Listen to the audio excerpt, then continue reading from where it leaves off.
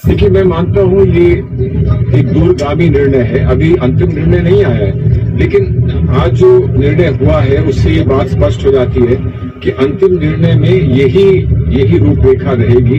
Supreme court ने ये कहा कि हमको इस बात की चिंता है कि 7 दिन दिए गए हैं लोगों को अपना घर छोड़ने के लिए, जबकि वो 50-50, 60-60 साल से वहां रह रहे हैं। और फिर हाईकोर्ट ने ये कहा था कि ये नजूल धरती नहीं है, तो सरकार ने जिसको लीज भी दी है और जिसको वो अब फ्री होल्ड में बदलना चाहते हैं, वो लीज देने का भी अधिकार उनको नहीं था। ये सुप्रीम कोर्ट ने कहा कि ये देखकर तो हमको कुछ समझ में नहीं आ रहा, ये ऐसे कैसे हो सकता है। रेलवे ने हमेशा ये कहा कि हमको 29 यहाँ पर एकड़ हमारी जमीन बनती है और उस जमीन से किसी को, उस धरती से किसी को कोई शिकायत नहीं है, वो छोड़ने के लिए तैयार है, वहां पर कोई अवैध कोई कब्जा है नहीं। लेकिन आज अब रेलवे ये कहती है हाईकोर्ट के सामने कि हमको अनकरीब 80 एकड़ जमीन हमारी है, वो हमें चाहिए। तो सुप्रीम कोर्ट ने कहा कि अगर आपकी धरती है, आपकी भूमि है, तो वो आपको मिलेगी, हमें सहानुभूति है आपके साथ।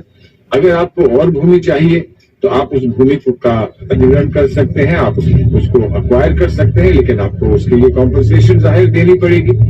मेन बात यह है कि सरकार को, उत्तराखंड की सरकार को कोई ना कोई रास्ता निकालना पड़ेगा कि कोई अवैध भी रहा है 50 साल, तो उसको कहीं ना कहीं और स्थापित करने का कोई ना कोई तो आपको प्लान बनाना पड़ेगा। क्योंकि लोग जो रहते हैं उनको एक दिन आप सिर्फ ये नहीं कह सकते कि 7 दिन में आप अपना घर खाली कर दीजिए।